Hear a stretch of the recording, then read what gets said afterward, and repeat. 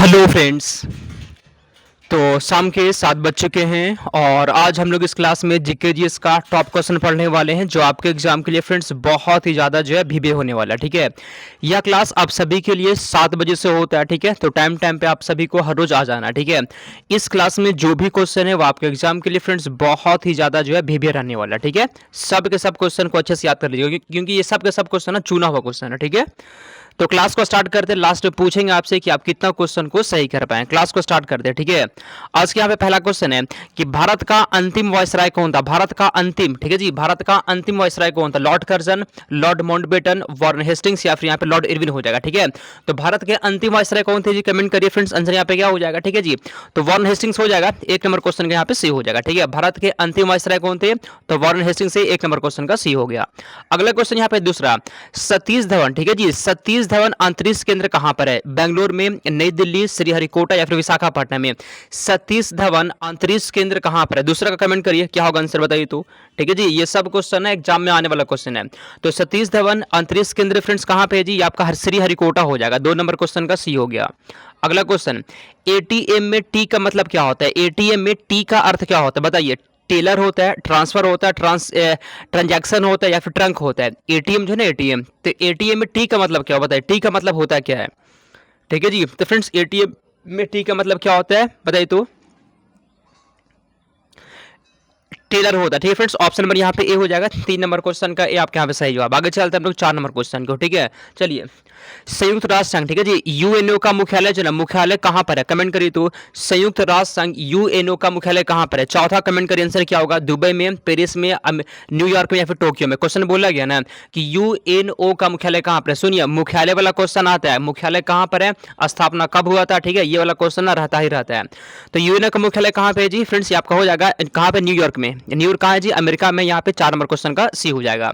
अगला क्वेश्चन यहाँ पे 5वां, संयुक्त राष्ट्र संघ यूएनए में हिंदी में भाषण अटल बिहारी वाजपेयी ने कब दिया था, कमेंट करिए। यूएनओ में जो है ना हिंदी में भाषण अटल बिहारी वाजपेयी ने कब दिया था। चलिए फ्रेंड्स, 5वां का सही जवाब क्या होगा जी, आंसर इसका हो जाएगा 4 अक्टूबर 1977 को। ठीक है, 4 अक्टूबर 1977 आपका सही जवाब है।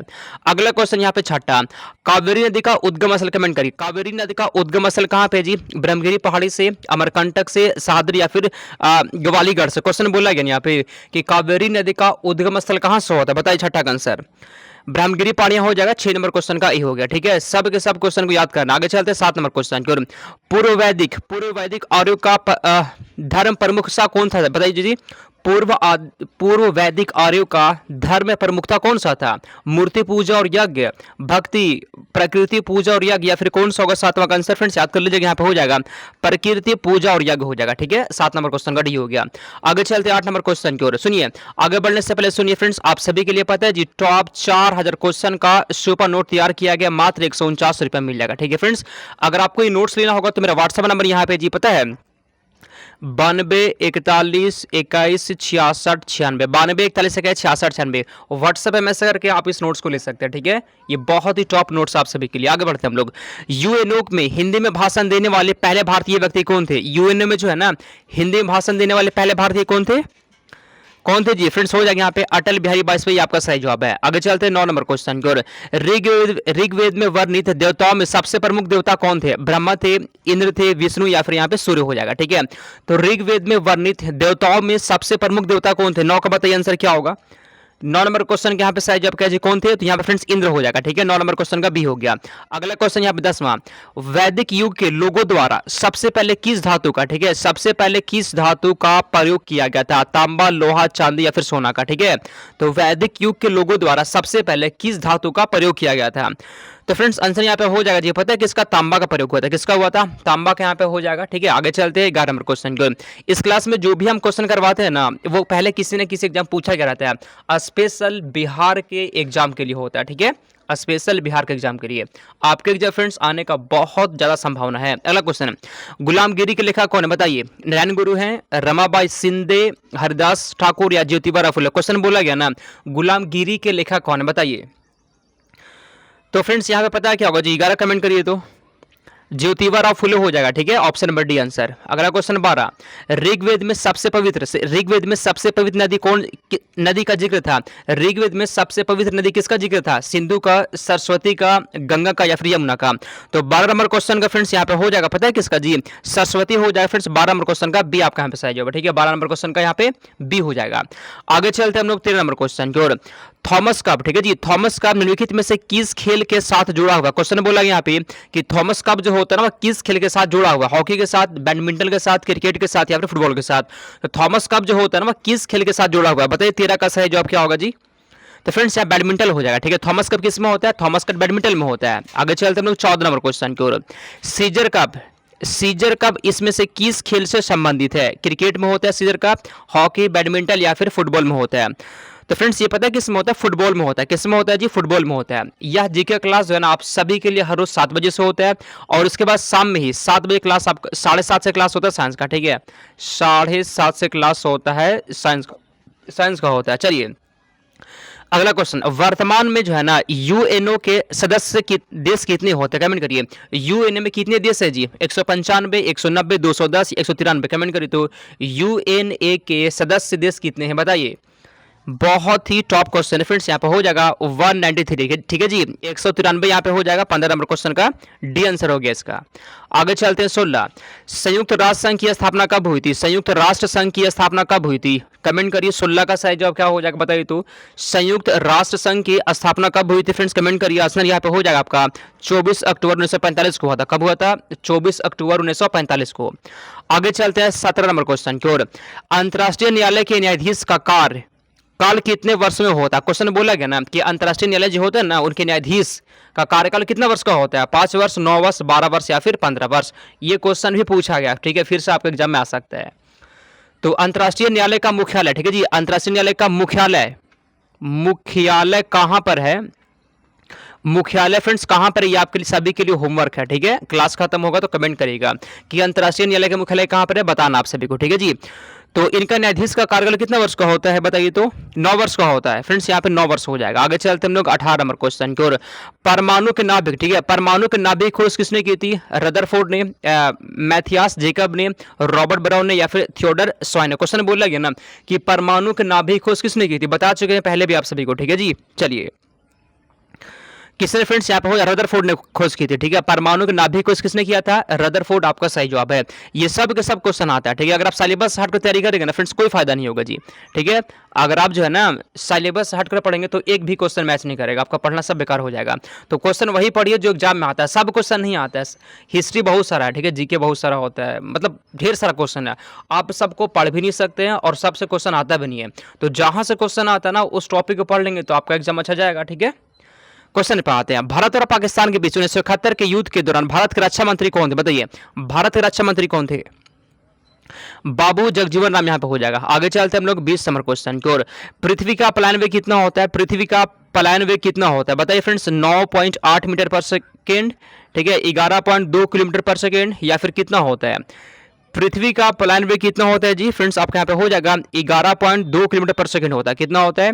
11.2 किलोमीटर पर सेकेंड पृथ्वी का पलायन वेग होता है। अगला क्वेश्चन, निम्नलिखित में से मगध का कौन सा राजा जो है ना सिकंदर महान का समकालीन था? मगध का कौन सा राजा सिकंदर महान का समकालीन था? महापद्म नंद, धनानंद, सुकल्प या फिर चंद्रगुप्त मौर्य? 21 नंबर क्वेश्चन का फ्रेंड्स यहाँ पे हो जाएगा आपका, पता है क्या होगा फ्रेंड्स? धनानंद हो जाएगा, ठीक है, जिसका जिसका भी बी आ गया सही जवाब है। अगला क्वेश्चन 22 नंबर, संविधान का अनुच्छेद 312 किससे संबंधित है? 312 किससे संबंधित है बताइए तो? अखिल भारतीय सेवाओं से, प्रवक्ताओं से, हिंदी भाषा से या फिर राष्ट्रपति से? तो 22 नंबर क्वेश्चन के यहाँ पे फ्रेंड्स ऑप्शन नंबर ए जी, किससे? अखिल भारतीय सेवाओं से, ठीक है। तो 22 नंबर क्वेश्चन के यहाँ पे ए हो जाएगा। आगे चलते हैं 23 नंबर क्वेश्चन, अंतर्राष्ट्रीय न्यायालय में पहले भारतीय न्यायाधीश कौन थे? ये भी क्वेश्चन आता है, ठीक ना, बहुत बार क्वेश्चन पूछा गया है। अंतर्राष्ट्रीय न्यायालय में जो है पहले भारतीय न्यायाधीश कौन थे? नरेंद्र सिंह, जयपाल, संजय बंसल या फिर रफीक खान? बताइए। तो फ्रेंड्स यहाँ पे हो जाएगा नगेंद्र सिंह थे। कौन थे? नगेंद्र सिंह सही जवाब है। 24 नंबर क्वेश्चन, पृथ्वी अपने अक्ष पर घूमती है, पृथ्वी अपने अक्ष पर घूमती है पूर्व से पश्चिम की ओर, पश्चिम से पूर्व की ओर, उत्तर से दक्षिण या फिर दक्षिण से उत्तर? पृथ्वी अपने अक्ष पर घूमती है फ्रेंड्स, ये पश्चिम से पूर्व की ओर घूमती है, ठीक है। जिसका जिसका भी यहाँ पे ऑप्शन नंबर ए आ गया था आपका एक और क्वेश्चन सही हो गया। 25 नंबर क्वेश्चन, सवाना घास भूमियां कहां पाई जाती है? सवाना घास भूमियां कहां पाई जाती है? 25 को बताइए तो। सवाना घास भूमियां कहां पाई जाती है फ्रेंड्स? ये पाई जाती है उत्तरी मध्य अमेरिका में, अफ्रीका में, ठीक है जी, उत्तरी मध्य अफ्रीका में। 25 के यहाँ पे आप सभी का सी हो जाएगा, ठीक है। लास्ट में कमेंट करिएगा कि आप कितना क्वेश्चन को सही किए हैं, ठीक है, बहुत ही टॉप क्वेश्चन। अगला, 1878 का वर्नाक्यूलर प्रेस एक्ट किसने रद्द कर दिया था? यह क्वेश्चन बहुत बार समझा चुके हैं। रद्द कौन किया था? लिटन जारी किया था, ठीक है फ्रेंड्स। जारी कौन किया था? वर्नाक्यूलर प्रेस एक्ट जारी किया था लिटन। लिटन जो है जारी किया था। रद्द कौन किया फ्रेंड्स? रिपन रद्द कर दिया था, ठीक है जी। रिपन क्या फ्रेंड्स? रद्द कर दिया था। आंसर इसका यहाँ पे बी हो जाएगा, ठीक है। 26 का बी आपका सही जवाब है। अगला क्वेश्चन, झंडा गीत किसने लिखा है? झंडा गीत को किसने लिखा? बताइए। रविन्द्रनाथ टैगोर ने, श्यामलाल पार्षद, बंकिम चंद्र चटर्जी या फिर मैथिली शरण गुप्त ने, ठीक है जी। झंडा गीत किसने लिखा है बताइए तो आंसर। तो झंडा गीत को फ्रेंड्स लिखा पता है किसने? श्यामलाल गुप्त पार्षद हो जाएगा। 27 नंबर क्वेश्चन के यहाँ पे बी हो जाएगा। आगे चलते हम लोग 28 नंबर क्वेश्चन की ओर। भारतीय रिजर्व बैंक, ठीक है जी, भारतीय रिजर्व बैंक का राष्ट्रीयकरण कब हुआ था? बताइए। 1945, 47, 1948, 1949 में भारतीय रिजर्व बैंक का राष्ट्रीयकरण कब हुआ था? 28 का बताइए तो आंसर। 1949 में होता है, ठीक फ्रेंड्स। 1949 यहाँ पे हो जाएगा, ठीक ना, जिसका भी 28 का डी आ गया सही जवाब है। 29 नंबर क्वेश्चन बोलते हैं यहाँ पे कि जिम कार्बेट नेशनल पार्क कहाँ पर है? बताइए। गुजरात, मध्य प्रदेश, झारखंड या फिर हरियाणा में जिम कार्बेट कहाँ पे है जी? बता चुके हैं पहले भी, ठीक है जी, कि अगर आपको जिम करना है ना, अगर आपको जिम करना है तो फ्रेंड्स आपको जाना पड़ेगा उत्तराखंड, ठीक है। ऐसे करके याद कर लीजिएगा, ट्रिक बता रहे हैं। जिम कार्बेट जिम करने के लिए कहाँ जाना पड़ेगा? उत्तराखंड में जाना पड़ेगा, ठीक है। तो जिम कार्बेट कहाँ पे हो जाएगा फ्रेंड्स? उत्तराखंड में हो जाएगा। ये क्वेश्चन बहुत बार पूछा गया है। अगला क्वेश्चन, कौन सी संस्था भारत में राजकोषीय नीति तैयार करती है? बताइए। आरबीआई, वित्त मंत्रालय, नीति आयोग या फिर यहाँ पे एसबीआई। क्वेश्चन बोला क्या ना कि कौन सी संस्था भारत में राजकोषीय नीति तैयार करती है? फ्रेंड्स आंसर हो जाएगा यहाँ पे वित्त मंत्रालय, ठीक है जी। 30 के यहाँ पे भी हो जाएगा। अब सभी के लिए फ्रेंड्स इस क्लास में पता है, सुनिए फ्रेंड्स, जो लोग भी नोट्स नहीं लिए थे ना, ध्यान सुनिएगा फ्रेंड्स, आप सभी के लिए ऐसा ही सिर्फ चुना हुआ क्वेश्चन मिलेगा। टॉप 4000 क्वेश्चन, जिसमें जीके का भी क्वेश्चन है, हिंदी भी क्वेश्चन मिलेगा, साइंस भी, और यहाँ पे इंग्लिश भी दिया गया, ठीक है। 149 में आपको मिल जाएगा। मेरा व्हाट्सअप नंबर यहाँ पे जी 92 41 21 66 96। व्हाट्सएप मैसेज करिए फ्रेंड्स, नोट्स मिल जाएगा, ठीक है। 30 क्वेश्चन था फ्रेंड्स आज आप सभी के लिए। वैसे पढ़ाते हैं 50, लेकिन आज आप सभी के लिए 30 क्वेश्चन था। कितना क्वेश्चन सही किए कमेंट करिए, और क्लास कैसा लगा बताइए, ठीक है। तो समाप्त करते हैं जी, मिलते हैं अगले क्लास में। क्लास लगा हुआ है, ठीक है, साइंस वाला, उसमें मिलिए हम लोग। चलिए समाप्त करते हैं इसको।